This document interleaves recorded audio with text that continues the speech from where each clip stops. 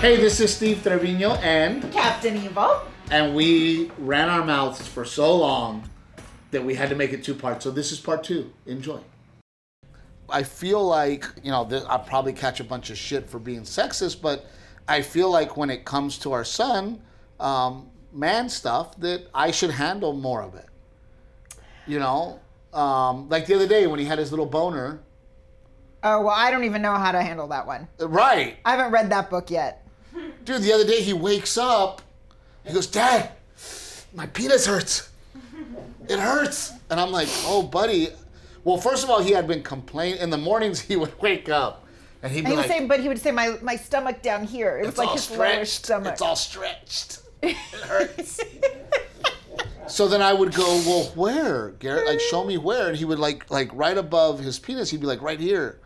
And I'm like, okay, Garrett. I go, you really need to let me know. We were trying to figure out legit what was wrong. I go, does it hurt now? And he's like, no, it doesn't hurt now, but it does. And I'm like, okay. I go, let me know.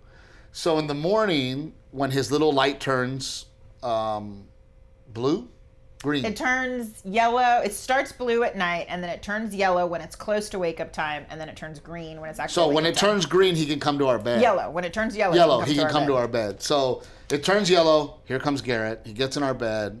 He lays down, and we're all just kind of waking up. And then Garrett goes, "Oh, it's happening, Dad! Dad, it hurts!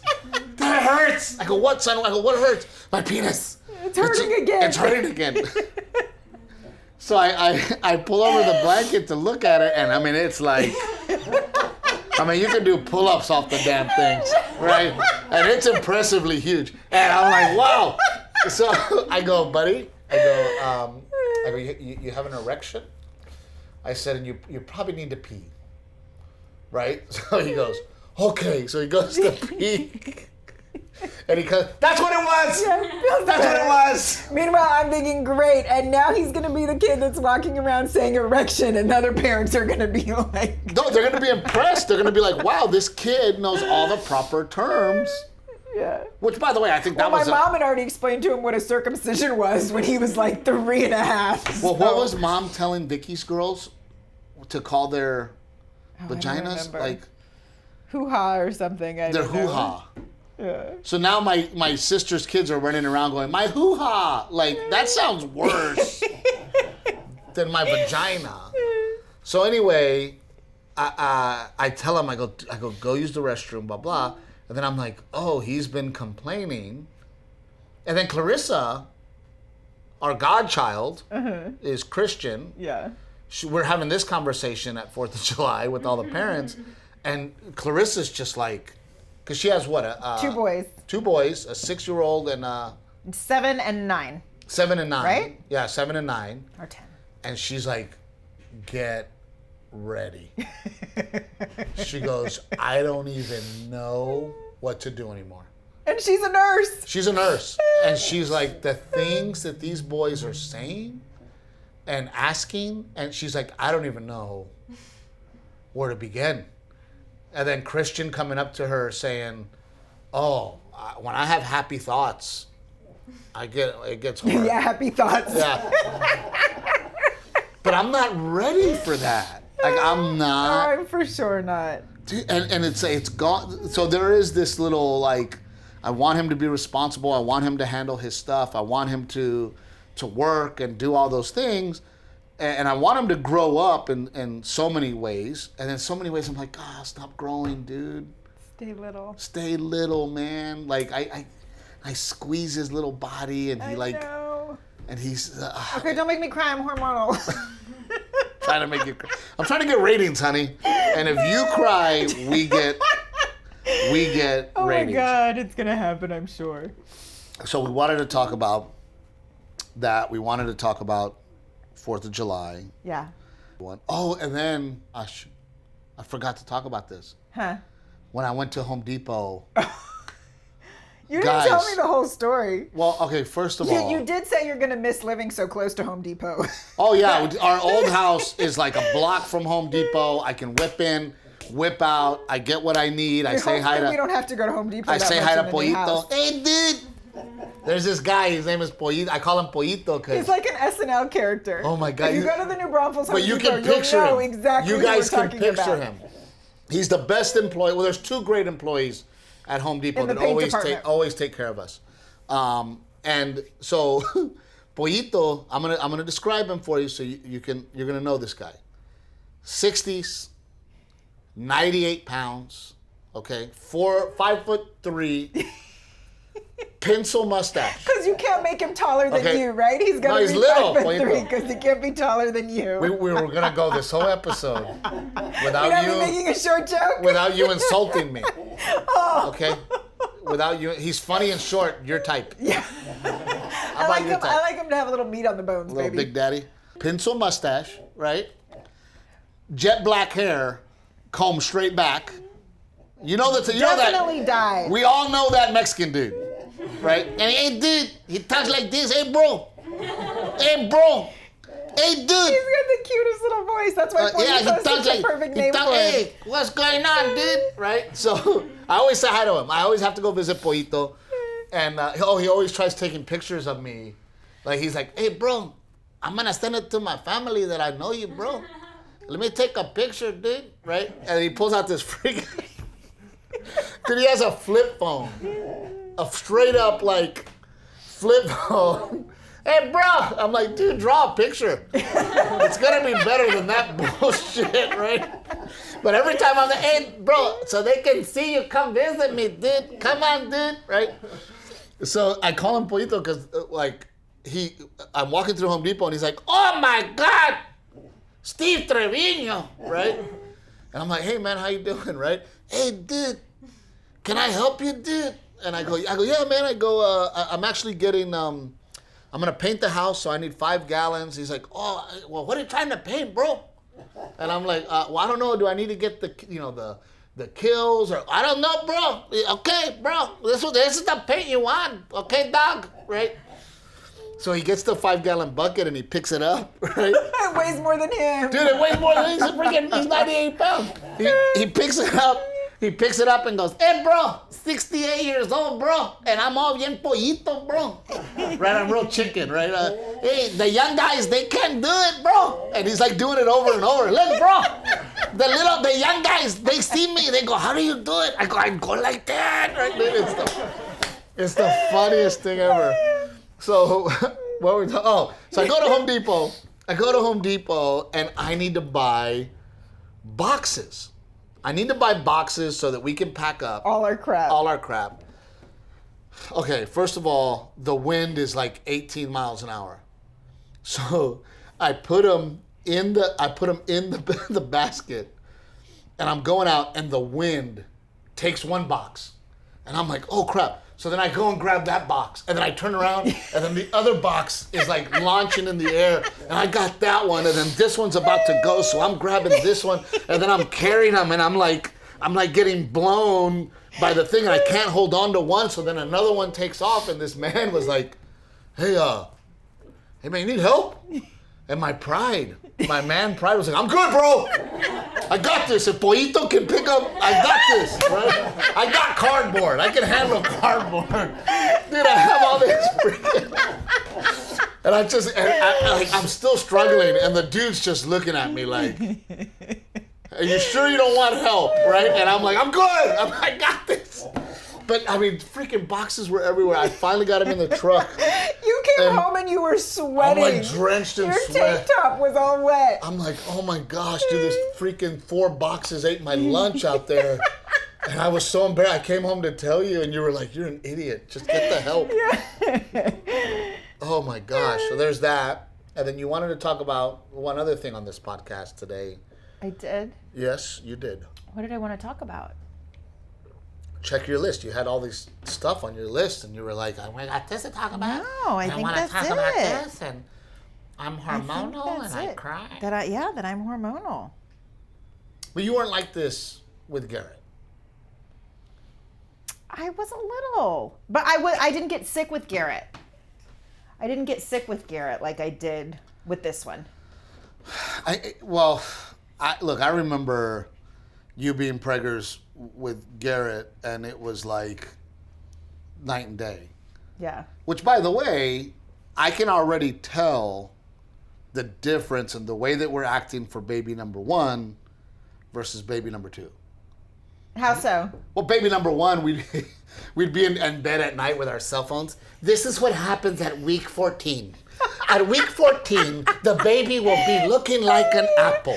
It'll be the size of... You had the app on your phone too. I put the app on my phone again, but I read through it with Garrett to kind of like, at night when I'm putting him to bed, I'll tell him the baby, has ears now and can hear us and stuff like that. Right, so we were all like, but in the first one, we were both reading it together. I'm over there painting the room and adding those stupid, oh my God, remember that stupid... The decals on his wall. Oh my Holy cow. God. Don't ever order decals for your child's wall from China because they come with... That was almost as bad as his playground.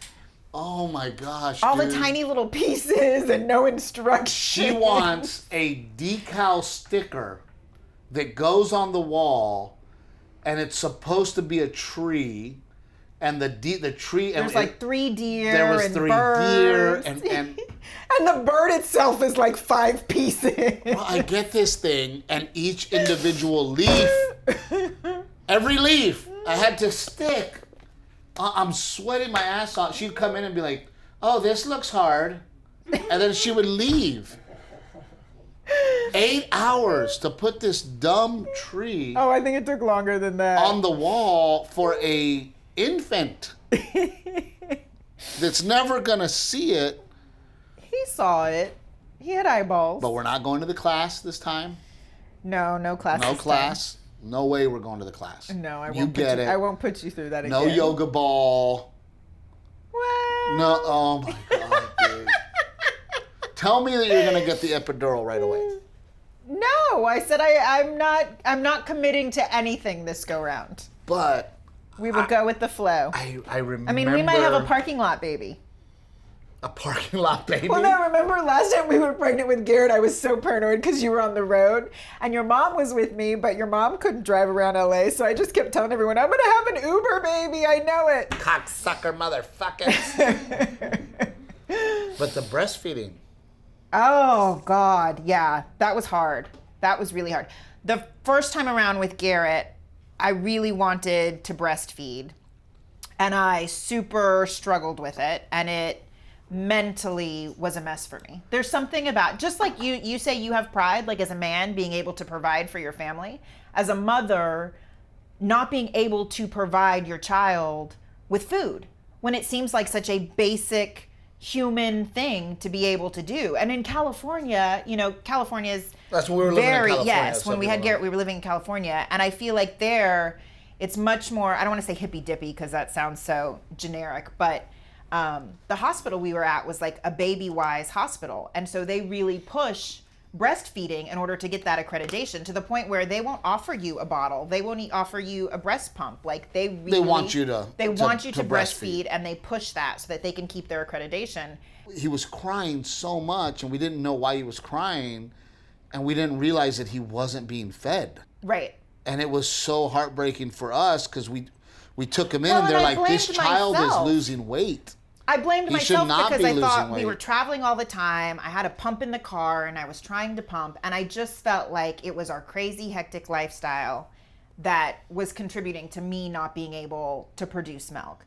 And so then finally, I think we came to Texas and stayed for a bit for the holidays. And I like mentally had to pretty much lock myself in my parents' house and say, I'm just going to try and feed this kid for 6 weeks and not leave the house and stay in my pajamas. Oh, you were like so that I baking cookies, lactation cookies. Yeah, I just felt like I had to give it my all, and I just wish a nurse had said, you know what, some people can't, and that's okay, And I went to the lactation class, and she just kept, pump and put it in a vial and feed him through this little straw attached to your nipple, and like they just kept pushing and pushing and pushing the breastfeeding, and it wasn't in the cards for me the first go round. Well, what was hard for me too is, I desperately, you were so tired. Yeah. And so worn out, right? And I don't have milk in my titties. So when he would be crying, I'd be like, hey, like I'd have to wake her up and be like, you got to do something. Yeah. So I was like, let's just go to formula. Yeah. And let's do the formula so that at least I can take the next 2 feedings. Yeah. You can sleep, but you weren't sleeping at all. And then to find out that the reason you weren't sleeping at all was because the baby wasn't eating. Well, both. I was So feeding instead him, of- and then instead I'd of have our- to pump immediately after I fed Right. him to get nothing anyway. Like, And then instead of, the baby eating, sleeping 2.5 hours, eating again, every He wasn't sleeping. 45 minutes, he'd wake up like, hey, give me some more. I need some titty, Yeah. so. Oh, but it made me so sympathetic. After that, I had a girlfriend who went through a similar struggle, and like watching her just beat herself up for the same reason. It was just like, it was heartbreaking too to see another woman go through that. That's so hard. So even in the grocery store, when I run into a woman and you can see her like crying in the formula aisle, I would be like, it's okay. It's okay. I promise. But I mean, no, I think it goes back to kind of the conversation we were having about miscarriage, how nobody talks about it, right? And you don't know. Yeah. And I think this is one of those where Well, it's because like... they say that, I mean, I felt like when I was going through it at the time and I was reading about breastfeeding, they were like, the not producing enough milk is a very small percentage of women. Like, I just kept hearing that. Just stick it out for 6 weeks. Stick it out for 6 weeks and it'll get better. And it's like, there's a lot of us women who stick it out past that 6 weeks and it doesn't get better. And like, you're already hormonal and all of that. And it's like, You're already full Karen. yes, absolutely. And someone should tell those women that that's okay too. No, it is okay. And that takes me to, what are we going to do with baby number 2? I certainly will not beat myself. I want to attempt to breastfeed again. And I think I sort of have an idea of steps I'd like to take to hopefully have a better outcome the second go round. But I'm also not going to beat myself up about it. I don't think you should. And I mean, I did, you do the research too, and formula is not like it used to be. Sure. Right? The formula is a lot better now. Scientifically, However, they say that when you breastfeed, you give them like antibodies, so antibodies, they're immune immune to more, system, yeah. That kind of thing. And Garrett doesn't get sick much at all. No. Garrett's been... It's just his bug bites, he swells up. Well, because he's like me, right? He's a freaking allergic to everything like me, which he's so sweet about. He's like, Dad, I'm sorry you're allergic to shrimp. I think Dad, I'm sorry. Coconut. I had 4 back surgeries, so I have this huge scar on my back. I call it your extended butt crack. That's my extended butt crack. Well, I mean, if we're gonna go there, so there's the. It's Did you literally get that? like an extended butt crack. Did you get the extended butt crack? Oh, I don't know if anyone wants to see that. There's probably hair coming out of there too. Oh, okay, babe. Oh, the middle cam. That's just for my own personal collection. You're welcome. Pervert. But I have this huge scar, and Garrett's such a sweet kid because he'll rub it and he'll go, Dad, I'm sorry you hurt your back. Yeah. I'm sorry. I'm gonna pray for you. That's what Garrett says. I'm gonna pray that your back's gonna feel better. So see, we're doing good. Yeah. We got a good kid. We do. We got a good. We're doing a above average job. Yeah. I would say. Check back in a year. But I will say it's, you do realize that there's a different, level of, what am I looking for here? A different level of lifestyle that our son is living compared to the lifestyle that I lived. Oh, for sure. He's living a lifestyle like you lived where, it was, you get to go to camp and you get to do this and Yeah. you get to do this and you have access to more things. You have... Oh, well, we talk about how we take him when we were traveling. We take him to children's museums all the time and aquariums and, science museums, science centers. And, yeah, it's like, I always talk about, after summertime, your first days of school, they go, okay, everybody's going to get to talk about what Where they they did went. for the summer. And I remember those kids that were, I went to Disney and I went here and I went here and we went to my grandma's cabin in Colorado and we, and I'm sitting there like, well, I went to grandma's house where there was no AC, where me and Tim would get dropped off. Grandma didn't have AC in the summer. We did whatever we wanted to do around town, but I also think it's very important for people to realize sometimes less is more. You give your kid less so that they get more out of it. Yeah. Having less, and we're very... At the same time, you're still the man who goes to the movies and is like, I need the large popcorn, I need the large soda, I want that candy, that candy, that candy. The movies? Well, when we Who used goes to to go. the movies? I know, right?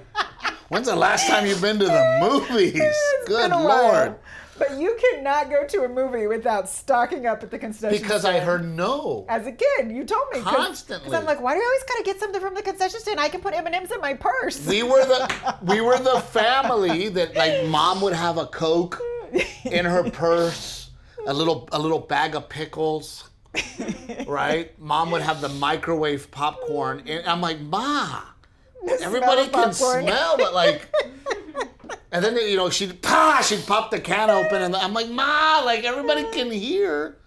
But Dad was the type that was like, no. We'd go to a baseball game. There was no icy, but I do that to Garrett. Yeah. Garrett is not, when we leave a store, Garrett does not leave with something.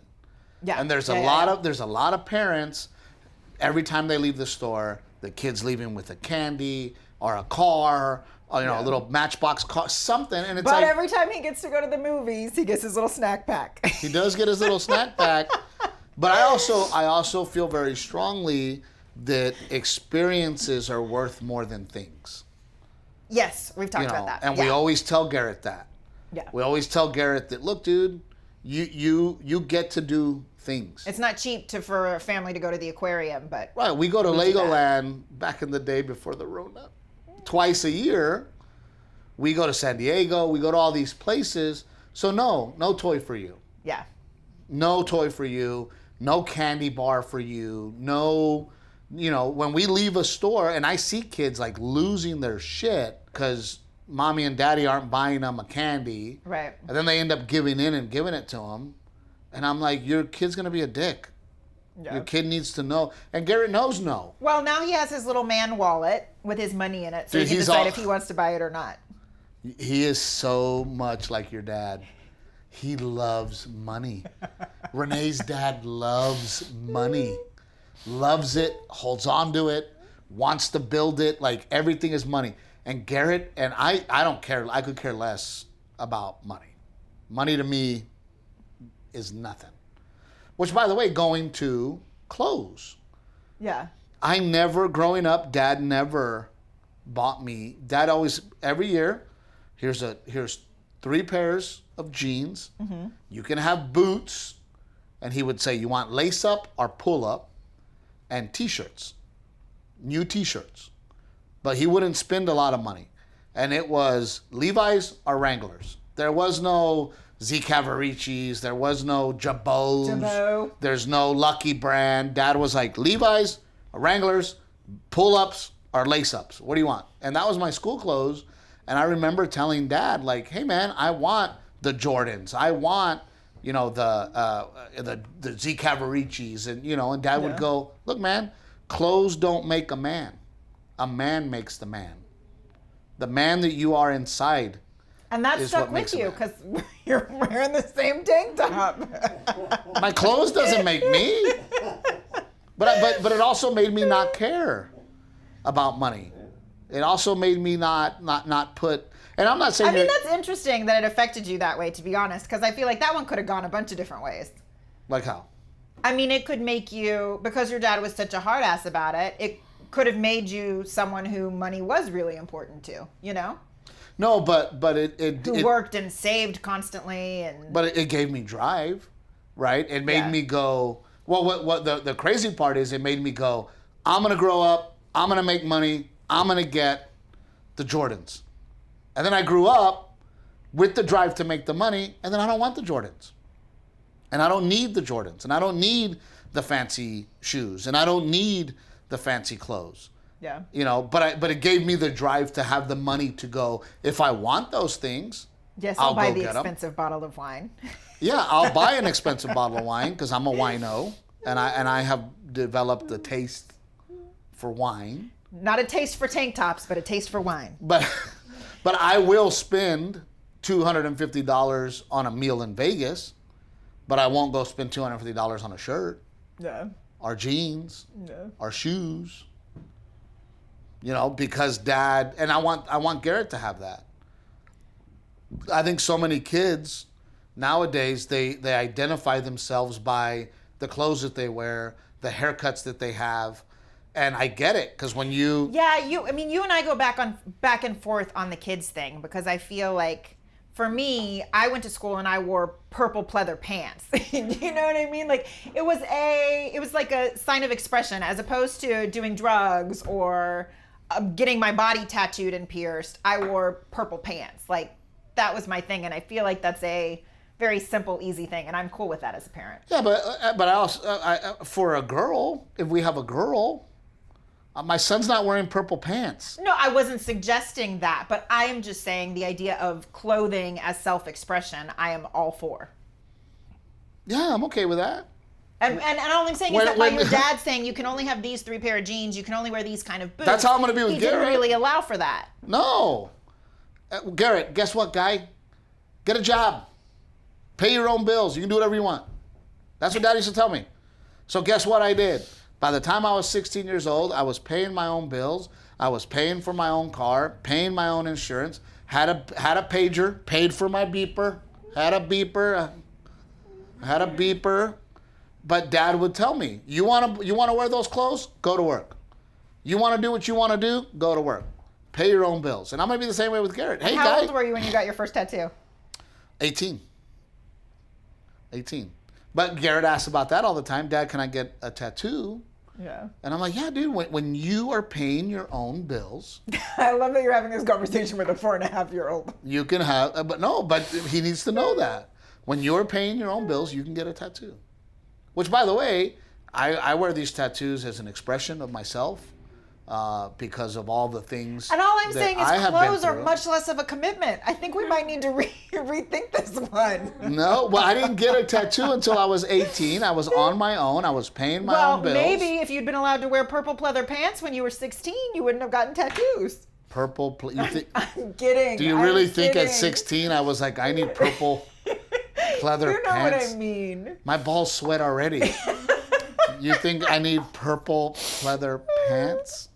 So anyway, look, I think when it comes to raising our kid, and if I get a little girl, though, then it's on you, because I'm going to spoil the crap out of her. And I might catch hell for it. I might, some of the fans might be like, Steve, you're sexist, and why would you treat your daughter different than your son? Well, they're different.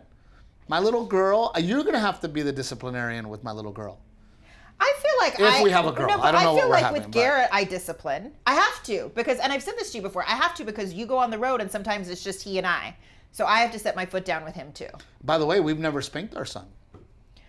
No, only because I told you a long time ago, that kid acts just like us. And if we spank him, I swear my child will be the kid who goes to daycare and spanks another kid. He does, and I I feel bad because, and I've fixed my behavior, but I love your shitter. You have a nice ass, and I am. I did not think that's where this conversation was going. No, jumped. I'm an ass man. I am an ass man. And, oh, really? And anytime I walk by Renae and she's bending over doing dishes or doing something, and that ass just looks perfect, I gotta grab. I gotta take a little. You know what I mean? It's my wife in my home. I gotta grab a little something. You know what I mean? And I didn't realize that he's watching everything. No, remember Garrett at daycare? Oh, yes. He bites a girl, one of the teachers, in the butt. He bit a teacher in the butt. But in his defense, it was the teacher with the nicest ass. Well, if we lined it was like it was like the youngest teacher at the school, and if we lined up all the teachers at the daycare and we said, okay, which teacher do you think is the prettiest? That's the butt he bit. And I was like, oh my gosh, man, I gotta stop grabbing my wife's butt in front of him, because I don't want him to do that. And they were so sweet about it. They weren't going to tell us. Because normally when a kid bites another kid, they have to write like an accident report. But he never bit another kid. He just bit the teacher's butt. And I was like, oh my gosh. Like, so that's another thing as a parent that And you she was so sweet. She's like, well, I guess it was kind of in his face. Yeah, but she did say that. But I think that you learn all these things as a parent for the first time that, yeah, we're definitely going to treat the second one different. I'm learning. I didn't know that my habits he picks up, right? So I have to watch even more so, even though I was watching what I do. Yeah. Even more so, That me saying, shut your mouth to you was actually going to come out of his mouth and he was going to say it to me. I'm glad you admitted that you also have a problem. That you too have a problem. Good episode. We might have to cut it into... It was long today. Yeah, we might have to cut it into... Someone already commented. I saw someone commented on YouTube. They said, I love the podcast, but these are long. Like if they were in little clips, I could share them. So I let them know they are in little clips, and the little clips are all on Steve's Facebook, and there's a few on his YouTube. Well, and I don't think people quite understand what podcasting is. Yeah. And I think that they think that it's going to be my stand-up. Well, it's not my stand-up. This is not my stand-up. This is me and my wife having real conversations about our life, our opinions. You're more than welcome to listen, join in on the conversation. Send us messages whether you agree or disagree, but please understand that this is, we don't come in here going, oh my God, this has to be an hour or 45 minutes of funny. Yeah. This is us sitting down, having a conversation. It's a different platform. It's a different platform. It's not stand-up. Now, if you are a fan of just my stand-up and not the podcast, that's okay. Watch the stand-up. But if you're, a lot of people, man, we love the podcast just as much as we love the stand-up. Yeah. But it's definitely its own thing. It's very conversational. It's not meant to be funny, even though at times it is funny. But I want to let people know that if they want to send us something, if you guys want us to talk about something on the podcast, the contact form on Steve's website is a great way to do that. They can shoot us an email through that with a topic they want us to talk about or a question they have, and we're happy to talk about it on air. But more importantly, share the podcast, right? If there's a couple out there. Oh. I didn't tell you this. No, I'm sorry. I didn't tell you this, but we had a friend from back home who is also a small business owner, and he was so sweet. And he said, he actually said, I'm sending this message to you and not Steve because I know he's a very prideful man. He said, but I just wanted to check in and see coronavirus. I know shows are getting canceled and going crazy. And he said, Steve has done so many benefits and fundraisers for other people and other causes. Could we do something for you guys? And I told him, I said, thank you so much. We're in a really good place. I said, but not just us, but other artists, so people know, us and other artists, all you have to do is, it doesn't cost any money, but just hit the subscribe button, like one of your videos or the podcast or whatever, and share it. But just by hitting like and subscribe and commenting, that helps us. That helps us, and it doesn't cost anything. Well, we don't have sponsors for this podcast yet, except for Miss Dora. Mom was so excited. She sold some eyelashes. Mom, oh my God, Mom was like, fucking shit, I sold some eyelashes. Mijo, I sold eyelashes. She was so excited. So Dora Peña on Facebook, she is selling her eyelashes. She was so excited. She is our sponsor. Foxy Lady Eyes by Dora. I think is that what it is? Called. I think that's what it is. I hope I'm not screwing it up. Eyes by Dora. Hit her up on Facebook. She freaking loves it. My mom is a star. She's a beautiful woman. Yes. She'll talk to you for hours. Please buy her eyelashes. She is our sponsor because we love her so much, and I just love seeing how happy and excited. Mijo. They hit me up. I sold, I don't know, 4 or 5. I don't know. Fucking shit. I told Arthur I'm going to make a business of the eyelashes. She gets mad because my mom definitely is one of those Mexican-American women that the CHs and the shares? Yeah. Hey, tell them to chair. Right? Tell them to chair my page. They can share it. And I'm like, Mom, it's share. Oh, shut up. You know I can't say it right. Shut up! Don't make fun of me. So mom is very excited. So please make sure you go to Dora Pena on Facebook and just hit up Captain Evil over here. She'll give you the link to her stuff. But where can they find you? I am Renae with an A on Instagram and Renae Smith Trevino on Facebook. And you're not on TikTok yet. I made one. I'm losing it, dude. I love it. I just lay in bed next to you and watch yours. Oh, she creeps my TikTok. She creeps. Dude, she won't get on it, but she creeps it. Well, go back to that one. Go back. There's some really good ones. It's great, and then people are doing my bits. I just think it's funny that you and I didn't even know what TikTok was, and then all of a sudden we get on, and you are a TikTok. Yeah, people were like, that's how we found out about. Well, I mean, we kind of knew about TikTok because my nieces were, they were constantly doing. I just thought it was little girls do dance moves. Here's what I'm learning. Okay, the age group for TikTok is 16 and under and 60 and over. 60 and over. Yeah, there's old people and young people and. Really? But that can't be right. That's just my baby dog. Oh my God, that's Garrett. just my baby dog. Our kid keeps singing that song. So we are on TikTok. Please take my bits. Please, what do they call it? Pantomime them. Yes. Because that's how we found out that we should be on TikTok, because all of a sudden all these people were sending me messages going, "You're a TikTok. You're a TikTok." And I'm like, what are you talking about? There's some really good ones. And what was really cool was that we're finding new fans because they're doing my bits not knowing that there's a whole special? Who I am. Yeah. That one girl that has, she has 300,000 followers, the one that did it real good. The one that you love. The one with the rollers. Yeah, the rollers. And the husband with the ab. Yes. Yeah. She didn't even know who I was. Oh, I wish we knew her name. I forget her name, but I reached out to her, and I had to tell her, oh my gosh, thank you. And she was like, I didn't even know who this is.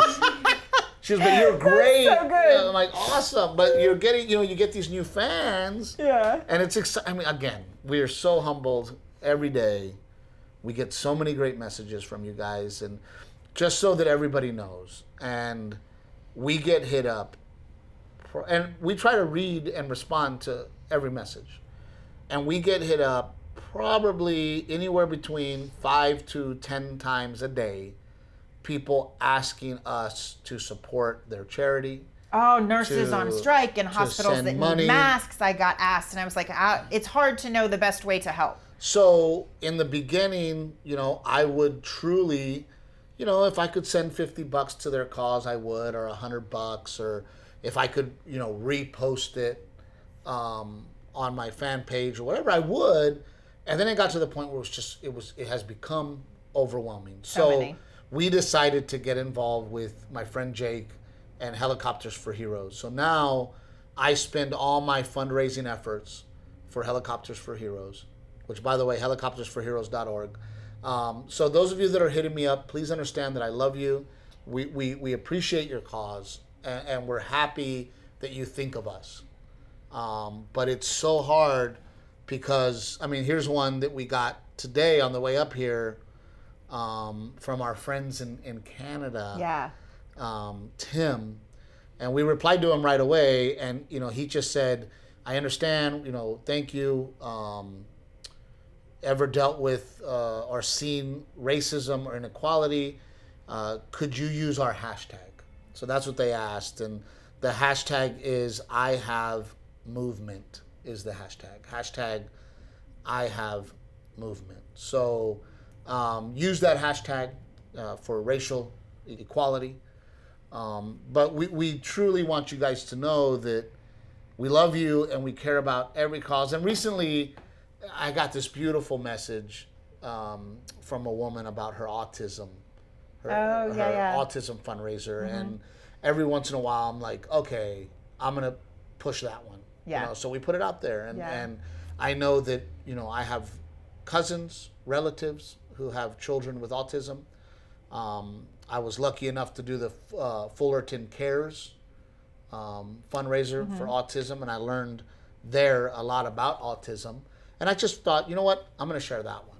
So, because I think there's a lot of mommies and daddies out there that have kids with autism, and I think that we forget how lucky and blessed we are to have a healthy child. Not that somebody with autism is not healthy, But it's definitely something that is that parents have to A disability you have to overcome. overcome and work with. So, but we love you all. We do have to go. I think this episode is going to be a two-parter. Because we went It was a long one, and we were like, "Are we going to have anything to talk about? Well, Are we gonna have Brooklyn was enough?" here, and I wanted to impress Brooklyn, the intern. She's from Pasadena, Texas.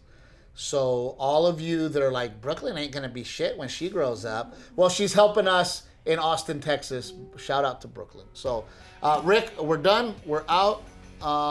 We love you guys. Tune in to our podcast.